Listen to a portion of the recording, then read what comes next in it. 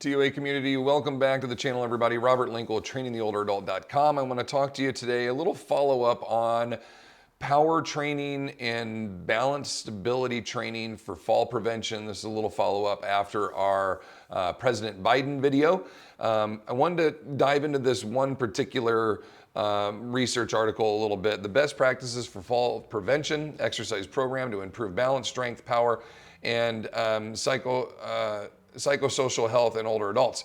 So the key component to this in this particular article discusses power training and foot positioning to help people become less of a fall risk, okay? So overall, fall power training has become super important for older adults. And by power training, you can do power training on a selectorized machine for chest press, okay? I would normally put 50 pounds on the chest press and I would do 2 seconds by 2 seconds. And this would be like a normal lifting tempo for a regular resistance training program. But then you go, hey, I want to train for power, okay? So you lighten the weight down to maybe 35 pounds instead of 50.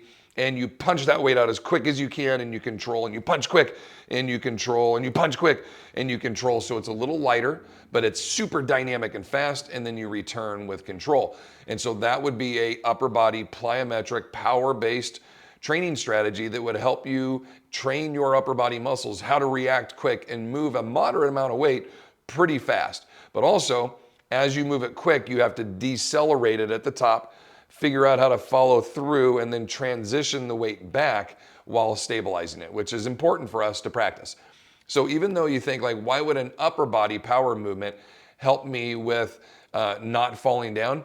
Any philosophy, any implementation of this into your body, where your body is going to have to learn to accelerate and through the acceleration phase, learn to decelerate through the follow through, transition the load back through a preparation phase to then repeat that process again. Acceleration, follow through, preparation. Acceleration, follow through, preparation. This cycle goes through every single movement pattern. This one is just done very fast and then transitions medium and then brought down very slow. And that fast, medium, slow, that philosophy and how your body practices it, though upper, lower, etc., your system, your neurological system is learning and practicing that skill over and over and over again. So now as I master it with my upper body, my neurological system goes, oh, I know what it feels like to fire quickly and do something quick, decelerate it, slow it down, bring it back. Now, if I go to do that with my lower half, we can start to build specific strength for the quads and the hips and the glutes, etc. But the system, the pattern, if you will, of those muscles turning on quick, decelerating, preparing, and going again, that system has been practiced, okay? So doing this in all different levels is great.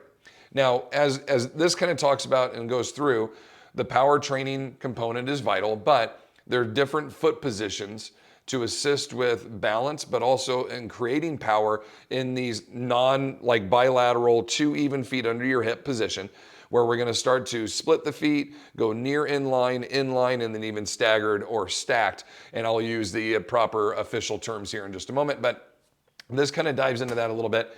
And what we like to do in-house is, number one, the bipedal, this is A, okay, so bipedal, both feet are nice and even, so just a bilateral, even, as we'll use these terms, A, bipedal stance, okay? Bipedal, bipedal. My wife said bipedal, like a bike pedal. Bipedal, okay? Then you go to a semi-tandem stance, which is B. So my front toe on my rear foot and my back heel, okay, on my front foot, those are in line. If I drew a line here across, right? My front heel and my back toe are on that same line, but they're still shoulder width apart, okay? So that's what you would call a semi-tandem stance. Then that semi-tandem goes to tandem, so we're now in line here, like we're on a balance beam, but we still have space, okay? You could do a tandem stance all the way closed, heel to toe, would be another betweener, and then eventually you go to a monopedal, which would be just standing on one foot.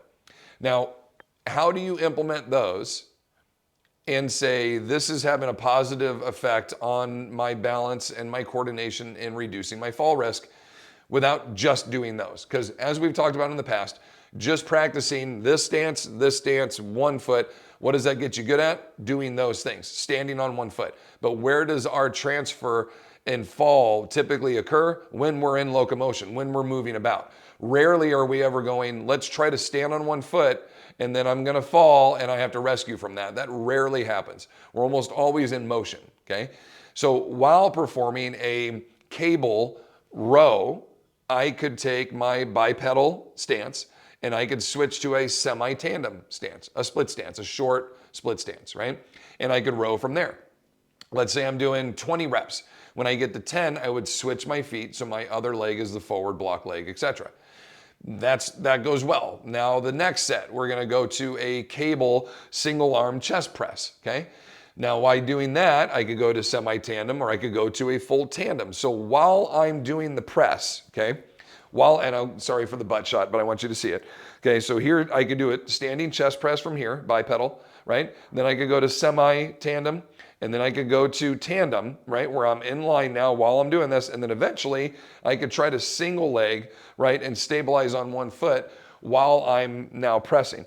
These are all opportunities to practice increasing your balance, strength, and coordination via ground reaction, right? Standing in different foot positions while you're training in other angles, pushes, pulls, presses, right? You're doing other movement actions. That's how we cross and weave this together with what we would typically be doing in life. I'm grabbing groceries out of the car, and as I'm pulling things back, that's when I tend to take a too small of a step. I trip over a little something and I stumble, fall. Well, in this case, I'm used to taking a drop step tandem row because I've practiced that action in here over and over again. We have a pull start component, so pretend there's a cable here, right? We have a pull start component where we'll do a single arm row, right? And then I'll do a drop step pull, return to standing, drop step pull, return to standing. Then I'll drop step into a lunge, return to standing, drop step into a lunge, return. And then we'll go all the way down and then we'll return. We'll go all the way down and then we'll return. And we'll work this rotation while we do this. But we'll also have ones where I'll be like, freeze, and they have to stay here. And then they have to work their pull starts, okay? And then the angle of the pull start could be horizontal, it could be low. So now I'm having a drop step pull from a low angle. It could be high, where I'm having to sit back, right?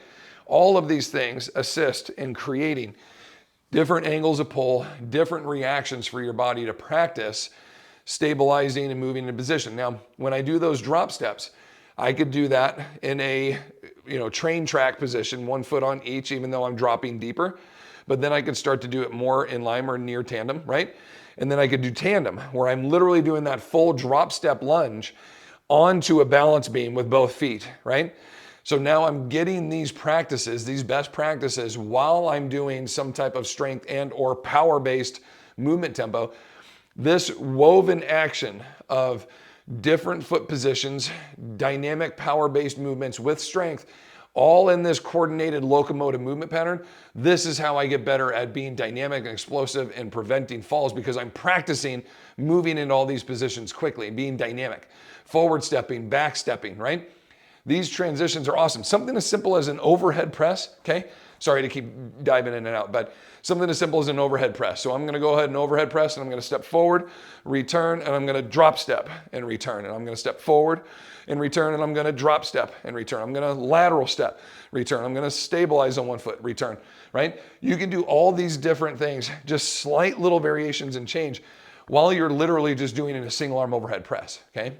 That's where we start to look at this and go, how many boxes can I check off in one exercise or in one workout and address as much as I can? Some others, very simple. One more time. Sorry to keep running it out. One more, okay? We do these guys where you're half kneeling on a bench, right? And I could do a row from here. Why is this such a good one? Single leg stabilizing. I'm in a staggered, awkward angle here with my other knee, meaning like I don't have ground reaction with my foot on the floor. It's up high. So I'm gonna have to recruit more from my opposite glute while I brace on this leg to do my contralateral row for a set of 6 out of the 12. Then I'm gonna do my other hand. So now I'm an ipsilateral row, okay? How about hinges, where I'm one foot up or one knee up on the bench while I'm doing a kickstand RDL? Other hand, contralateral, right? And then ipsilateral on this side. How about a chest press from the backside here as I single arm press, and then I switch the other side to a contralateral single arm press. All of these little things, okay? These little things help transition these little bouts of strength in all these odd, awkward little angles and all these different stances. This is how people get better at preventing their potential fall risk, or at least, right, at least giving them greater opportunities to rescue those because they're used to being in all these different odd positions. If I just stand on one foot and practice being on one foot, that'll make me better at being on one foot. It does nothing to help me stagger, catch my toe, and throw a foot out and rescue my fall. It does nothing for that. It literally makes me better at standing on one foot. So think about these things as you're going through your day. How about the basics of doing the vacuum, right? Holding my right hand while I'm vacuuming with my left foot forward, contralateral stance. Why don't I put my right foot forward with my right hand while I vacuum? So I'm doing an ipsilateral stance. Do I take a step every time I go to do the vacuum and return? Or do I keep my feet even and just reach with my arm as far as I can? You could start to drop step vacuum with this. Think about that, right? Just how can we get these different angles of practice on our regular daily actions? All of this, every single day, everything that we're doing, all of it can be transitioned or manipulated in just a little way to help us get better and being more stable.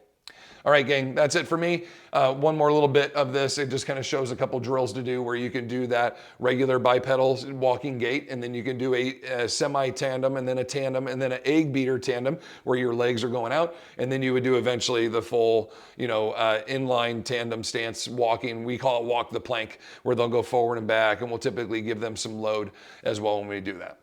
All right, I hope you enjoyed this. Any comments or questions, feel free to hit me up down below. If not, please continue to fight your good fight against sarcopenia, and we will see you in the next one. Please subscribe, please follow. Feel free to share this with anybody that you think would find great value from it. Much love from all of us to all of you. We love you, team, and we'll talk to you later. Take care.